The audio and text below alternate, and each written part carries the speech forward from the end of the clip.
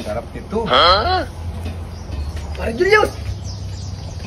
Ano kayang binabangi mong yan? Mukhang masarap yan ah! Ay ako yung nagbabangi ng bangos. Pangulam namin mamaya. Sarap naman ang pangulam mo. Ah! Masarap ng amoy. Nakakagutom mo eh. Sarap na yung pulutan pare. Hindi ito pamulutan. Kung gusto mo, pumunta ka rito mamaya. Dito ka kumain ng tanghalian. Di nga pare. Uy, tama-tama. Wala pa naman akong pangulam sa amin. Tsaka hindi pa ako nakakasaing eh. Ay sige, pupunta ko mamaya dito. Hihintayin kita mamaya tanghali. Hindi ako kakain hanggat hindi ka dumadating. Uwi na ako sa amin na.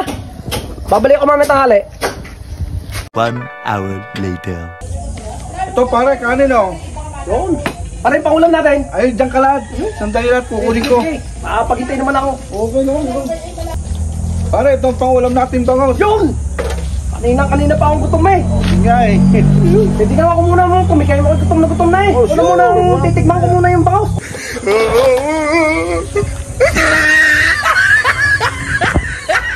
Ano yan?